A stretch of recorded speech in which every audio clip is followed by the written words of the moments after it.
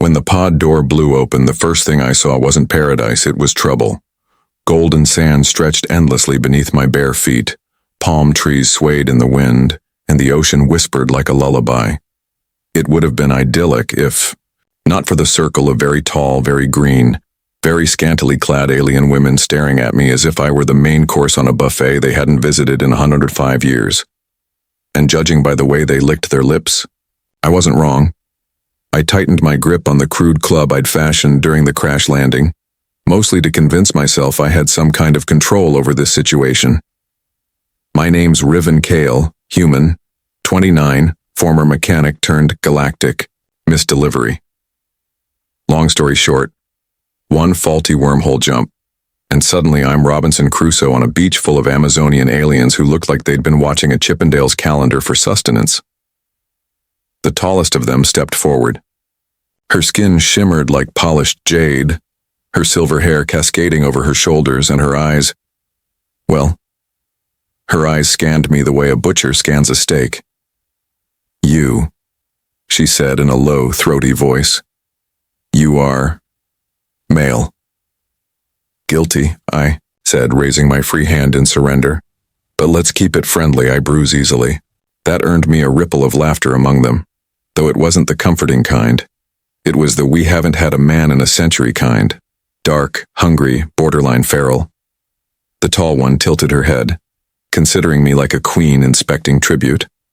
"I am Soraka, first huntress of the Naviri tribe, and you..."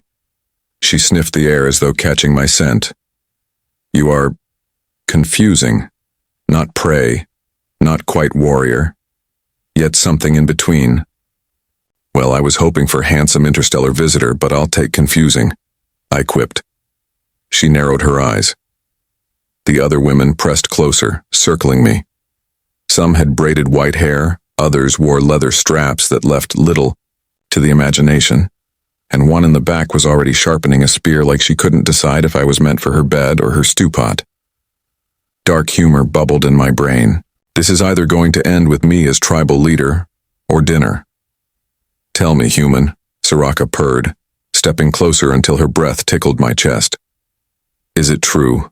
The old record spoke of your kind, flesh that burns with heat, strength, made for endurance." The circle of women leaned in. One whispered, "Endurance?"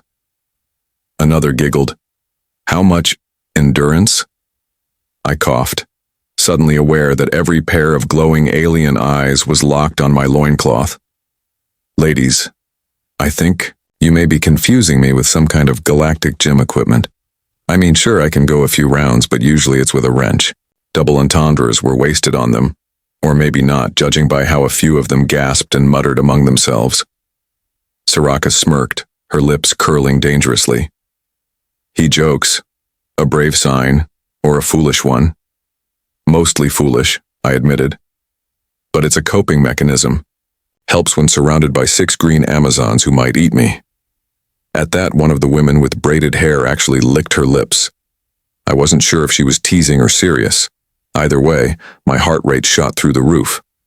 The women debated, in their strange tongue for a moment, words flowing like liquid thunder. Then Soraka raised her hand and silence fell. She pointed at me. "This male belongs to the Naviri now. He will be tested."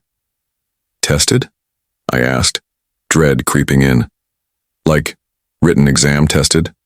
Multiple choice?" Because I left my number 2 pencil back in the wreckage. The one sharpening the spear leaned in, her grin sharp enough to cut me in half. "Oh, it is multiple choice. Fight, flee, or mate." That last word echoed in the humid air, and I swear half the tribe's eyes lit up. Here's the thing about being human. We laugh when we're nervous. It's either that or soil ourselves, and I wasn't about to give them that show. "Mating. Test?" I chuckled awkwardly. "Ladies, please buy me a drink first, maybe dinner. Preferably something that isn't me." A younger one, barely taller than me but with the same sharp green features, crossed her arms. "What is drink? What is dinner? We feast on flesh, fruit, and battle. Is he saying he wishes to be cooked?" More laughter. A kind of dark, musical laughter that promised I would be the punchline if I wasn't careful. No, no, I said quickly, holding up my hands. It's an expression, a figure of speech, like, testing the waters before diving in. Soraka's gaze sharpened. Then dive, human. Show us your waters. I swallowed hard. Right, of course. No pressure. They brought me into their village.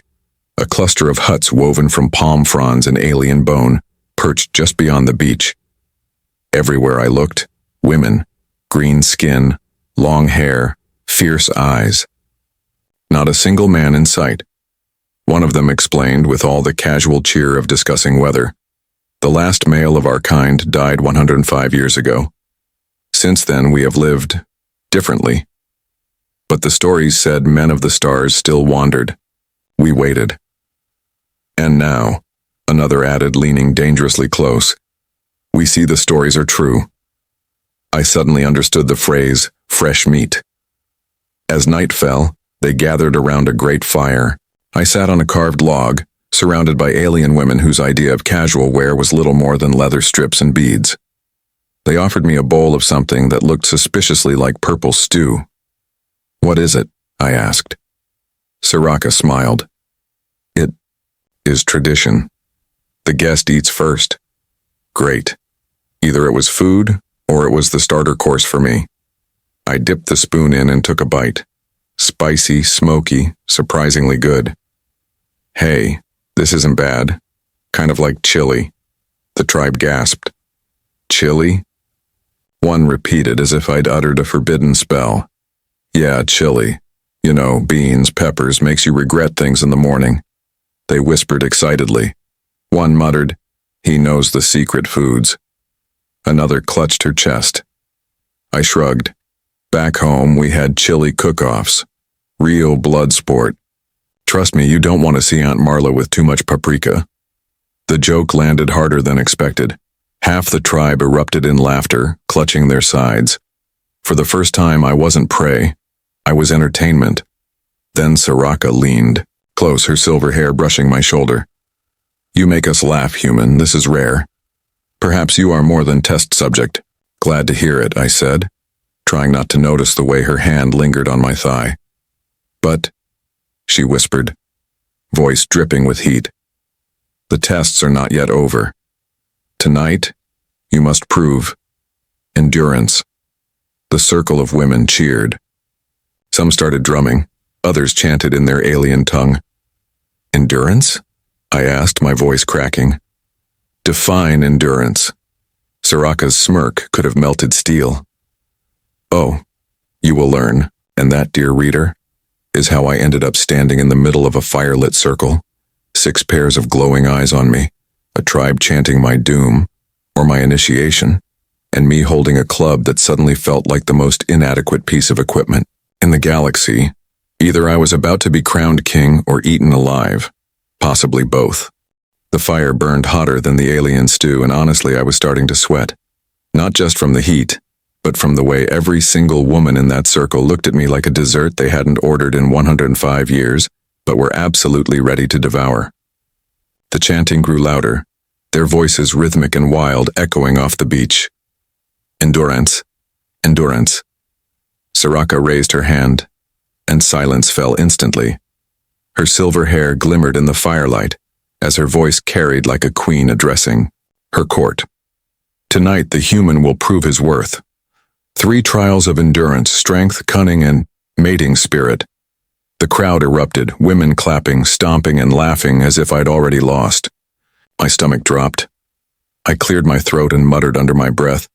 Strength? Fine. Cunning? Maybe. Mating spirit? I'm so dead. They dragged out a boulder so big I thought I was hallucinating.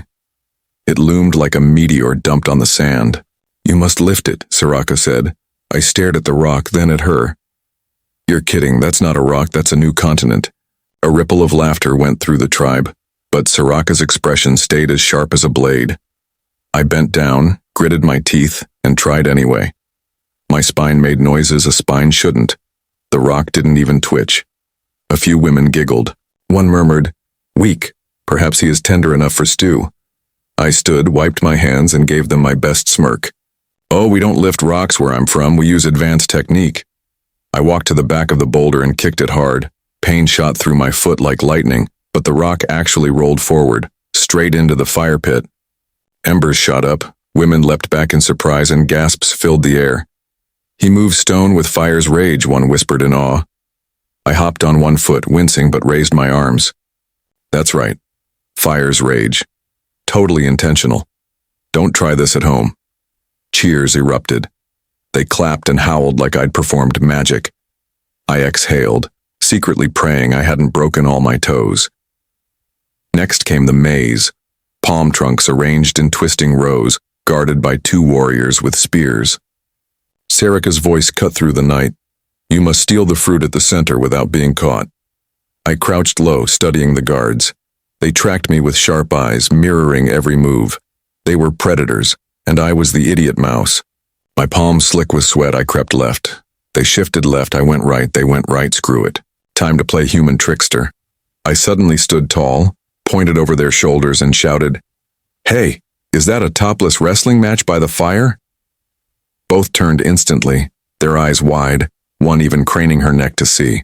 I bolted, grabbed the glowing fruit, and sprinted back out before they realized what hit them. The tribe exploded with laughter. He tricked the guardians, someone yelled. He speaks of forbidden pleasures. I held the fruit high like a trophy. That, ladies, is called bullshitting. Humans are experts at it. More cheering, some women clutched their sides from laughing. For the first time all night, I wasn't prey, I was their entertainer. Then the drums started again. My gut twisted. I already knew what came next. Sarika strode toward me, hips swaying, eyes gleaming. She circled me slowly, her fingers brushing across my chest. The chanting rose again. Mating spirit? Mating spirit. So what exactly does this involve? I asked, my voice cracking. Because back home, mating spirit usually means a bottle of wine, candlelight, maybe some jazz music. She didn't answer with words. Instead, she pressed her hand flat against my chest, claws dragging lightly, heat radiating from her touch. Endure. The chanting grew louder. Women clapped, stomped, their eyes wild with anticipation. This wasn't just a trial. It was a show, and I was the star attraction. Panic flooded me. If I failed, I'd be stew. If I succeeded, well, I wasn't sure if that was any safer. I leaned closer to Sarika, lowering my voice so only she could hear. How about we give them a performance but save the real thing for later? Build suspense, you know? Her lips curved into the kind of smirk that could melt steel. She grabbed my wrist, lifted it high, and turned to the crowd. The human chooses cunning even in passion. He is wise. He delays to prolong pleasure. The women roared their approval. My knees nearly gave out in relief. My greatest weapon once again innuendo and bullshit. Later, as the fire burned lower, I sat surrounded by curious hands and endless questions. Do all humans have muscles like this? One asked, poking my bicep. Some, I admitted. Others have beer bellies. Confusion flickered across their faces. What is beer belly? It's when you drink too much happiness juice. And it collects here, I said, patting my stomach. Insulation. Very prestigious back home. They laughed like I'd just shared sacred wisdom. Sarika sat close, her thigh pressed against mine, studying me with that same sharp hunger. You are strange, Riven, strange, but entertaining. Entertaining's good, I said. Better than edible. She smirked, her hand lingering too long on my thigh. You think you are safe? Safer, I corrected. At least until breakfast. Her laughter was low and dangerous. Careful, human. Jokes only delay the inevitable. I raised my cup of alien brew and clinked it against hers. Then here's to delaying the inevitable. Later, in the hut they gave me, I found myself sandwiched between half a dozen sleeping Amazons. One snored like a war drum. Another drooled on my shoulder and a third whispered endurance in her sleep. I stared at the palm frond ceiling and muttered to myself, Congratulations, Riven. You survived the first night. Barely. But deep down I knew this wasn't over. The tribe wasn't finished testing me, and Soraka had made it very clear, this was only the beginning. The marketplace was chaos. Voices overlapped, bargaining cries mixing with the shrill calls of automated vendors and the heavy thud of cargo drones unloading fresh shipments. Yaren tried to keep his head low, weaving through the crowd with the battered whisk tucked under his arm like it was a priceless relic. In a sense it was, because it was the only thing linking him to her. The alien girl had appeared out of nowhere, shimmering like a heat mirage and laughing at him for clutching what she called a stick with loops. But the way her laughter had caught, how she stumbled over her words when she'd asked why he kept it so close, that stayed in his mind like a stubborn song he couldn't shake. Now, as he scanned the stalls of gleaming trinkets, holographic, fabrics, and scent cloud merchants, he wondered if he'd ever see her again. It wasn't just her strange beauty, skin faintly iridescent, eyes too wide for a human face. It was the way she looked at him like he wasn't supposed to exist, yet she couldn't stop staring. A sudden ripple passed through the crowd. Merchants went silent. Drones hovered in place, their programming overridden. The air filled with an unspoken warning. Yaren felt it before he saw her, tall, commanding, every step making the crowd shift like water before a ship's prow. It was her. Except she wasn't laughing now. Her posture was sharp, her gaze scanning for something, or someone. And when her eyes locked on him, his chest tightened as if invisible fingers had reached straight inside his ribs. "You," she said, voice carrying like a clear chime through the marketplace noise, the human with the whisk. Every head turned toward him. Yaren swallowed, suddenly aware that half the crowd was watching with the kind of silence that preceded either a brawl or a confession. He raised the whisk a little higher, as if it were a shield, and managed a crooked smile. "Yeah," he said. "That's me." Her lips curved in something between exasperation and amusement. No, not quite amusement. Something heavier, something that made her hesitate before stepping closer. The crowd whispered. A human, an alien, together. It was scandal or comedy, maybe both. "Do you have any idea," she asked slowly, "what that object means to my people?" Yaren blinked. A kitchen tool?" The ripple of laughter that tore through the onlookers almost drowned out her sharp inhale. Almost, but not quite, because her eyes, though flashing with outrage, held something else now, something dangerously close to curiosity, and Yaren, fool that he was, realized he'd just crossed a line he didn't even know existed. The jungle pressed in heavy and hot, alive with alien sounds that didn't belong in any Earth survival manual. The tribe moved like hunters in the dark, their green skin blending with the foliage. Me? I moved like an idiot who'd been told to stay quiet but kept stepping on twigs that sounded like gunshots. We were on a hunt, except I wasn't the hunter. I was the prize, dragged along to learn. Soraka led at the front, silver hair catching moonlight, her movements impossibly smooth. Every time she glanced back at me, her smirk said, "Try to keep up, human." Behind us, the rest of the tribe whispered and giggled, like teenagers gossiping in class. I caught fragments. His arms. Did you see the way he moved the stone? No, I want him first. It was like being stalked by a pack of very horny wolves. One in particular, Naivara, the second in command, made no attempt to hide her interest. She was taller than Soraka, muscles coiled like steel cables, her gaze sharper than her spear. If Soraka had the allure of a queen, Naivara had the energy of someone who'd drag you behind a hut and not ask permission. Every time she looked at me, my skin prickled with a mix of fear and other things I refused to name. When we stopped at a clearing, Soraka raised her hand. The tribe froze. A beast stirred in the shadows, its eyes glowing red, its breath steaming in the humid air. They moved to flank it, silent and practiced. I, meanwhile, tried not to scream like a tourist spotting a bear. The beast roared. The tribe charged. Spears flashed, claws raked, and suddenly it was chaos. I ducked, rolled, and found myself face to face with the thing. It was like a rhino mated with a nightmare, and it really didn't like me. I froze. It charged. My brain screamed, "Do something, Riven!" So I did the dumbest thing imaginable. I swung my club. It cracked against the beast's snout. Not enough to kill, but enough to daze. The monster staggered, shook its head, and roared again. Before it could recover, Soraka launched onto its back, spear plunging into its neck. Blood sprayed, hot and metallic. The beast crashed to the ground. Dead.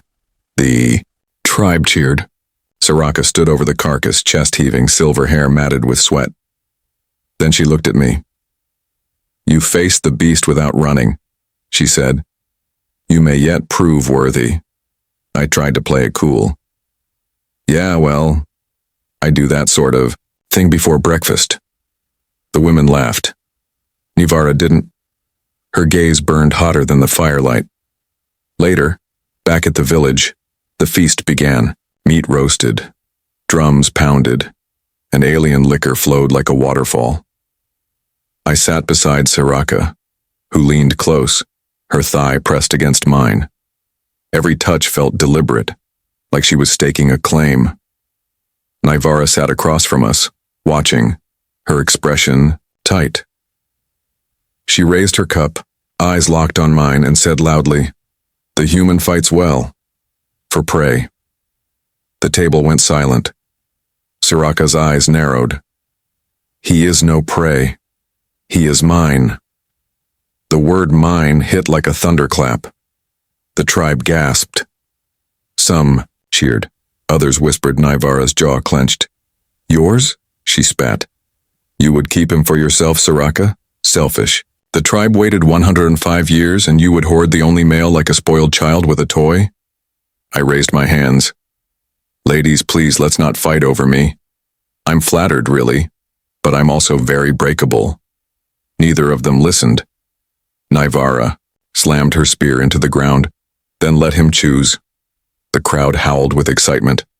Drums picked up again. Women chanted, stomping their feet. A duel of desire was about to begin, and somehow I was the prize.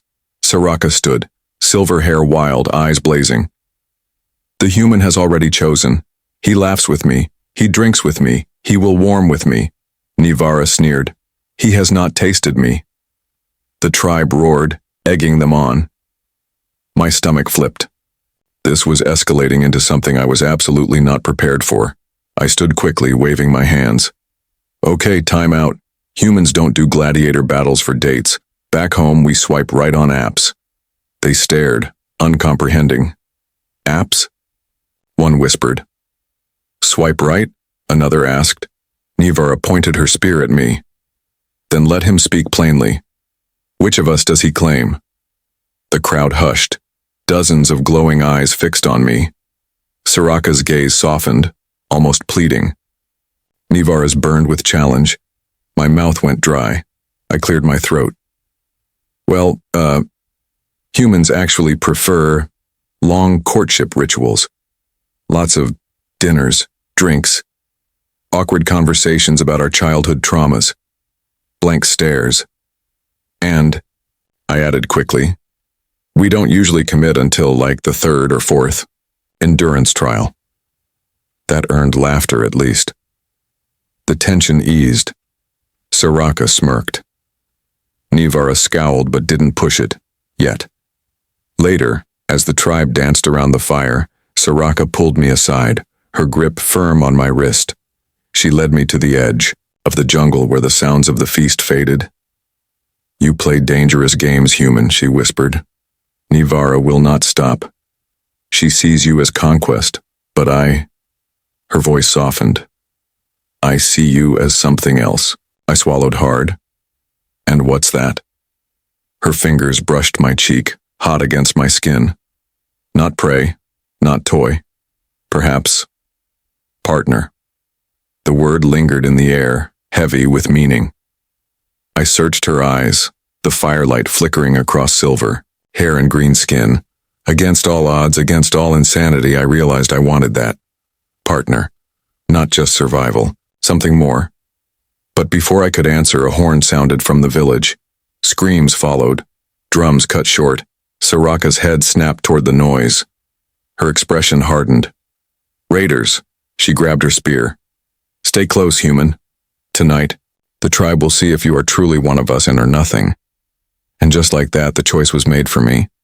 Romance would have to wait. Survival was calling again. The feast carried on like an alien carnival. Bright fires, glowing drinks, and the constant sound of laughter echoing in the night sky. Kalen never knew how much attention he could endure before breaking, but the women of Vayari had made it, their collective mission to test his limits. Every time he turned his head, another suggestive fruit was pressed into his hand. Another set of mischievous eyes dared him to say something scandalous. He couldn't even take a bite without someone whispering, "Careful, human, we like it when men eat." Slowly, it wasn't just teasing anymore, it was full-blown chaos. A game had begun, one Kalen wasn't even sure he'd agreed to. The rules seemed to be, feed the human, flirt with the human, make the human sweat. The alien tribe thrived, on innuendo like it was an Olympic sport, and poor Kalen had just been nominated their champion. At first, he stumbled through their double entendres like a rookie. When one tall, jade-skinned woman asked if he preferred hard or tender meat, he muttered something about steak, only to have the entire circle burst into laughter. Another asked if humans lasted long, and his half-stammered "depends on cardio" only made things worse. He realized fast that resisting was pointless. He had to play their game. So Kalen leaned into it. "Hard or tender meat?" one repeated. "Both," he shot back smoothly. "Depends on whether you plan on chewing or swallowing." The roar of laughter nearly shook the trees. Kalen caught Leora's expression from across the fire. Her cheeks flushed, her lips twitching between scandalized shock and reluctant amusement.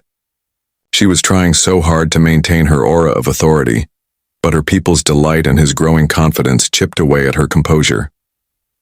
By the time midnight struck, the tribe had gone feral with innuendo. Everything was a metaphor, every sip of drink an excuse to ask what else Kalen could swallow. He played along, tossing quips, daring smirks and shameless grins. Yet every punchline, every accidental brush of fingers with another woman, kept his attention circling back to Leora. She hadn't joined the game outright, but her eyes never left him. Finally, the chaos quieted. Fires burned lower, and one by one the Vayari retreated to their vine-woven huts. The clearing emptied until only Kalen and Leora remained, sitting across the dying flames. The silence between them wasn't awkward. It was electric, buzzing, with the weight of everything unsaid. "You survived," she said softly, her voice dipping like velvet. "Barely," he replied, smirking. "Your people are relentless. Do they always welcome guests by trying to outflirt them to death?" Her lips curved, slow and dangerous. "We've had no men for 105 years. You walked into a starving desert and brought rain. What did you expect?"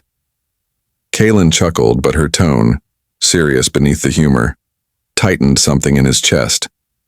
She wasn't just teasing. She was confessing. Loneliness clung to her words, disguised in comedy. He leaned forward, elbows on his knees, firelight casting shadows over his grin. "Tell me, Leora, did I amuse you tonight? Or did I just embarrass myself?" She hesitated, her violet eyes catching the last flickers of flame.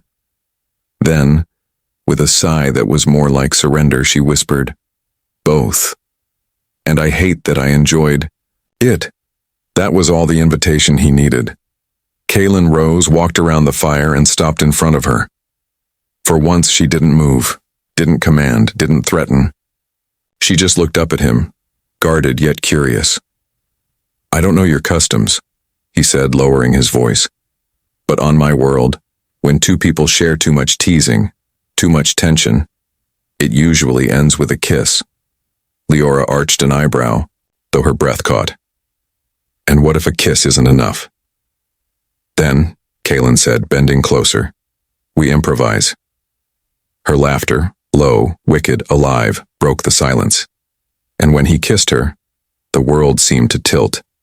It wasn't gentle, it wasn't polite. It was fire meeting fire. 105 years of restraint colliding with one reckless human's hunger. The tribe may have teased, but Leora consumed. And Kalen? He gave in willingly. When they finally broke apart, both breathless, she pressed her forehead to his. "Careful, human," she murmured, echoing the jokes of her people. "If you stay here, they'll never let you go, and neither will I." Kaylin smirked, hands tightening around her waist. "Then I guess I'm exactly where I need to be." The night swallowed them whole, the fire dying to embers. The Vayari's 105-year drought had finally broken, and Kaylin, through humor, audacity, and sheer human stubbornness, had become their storm.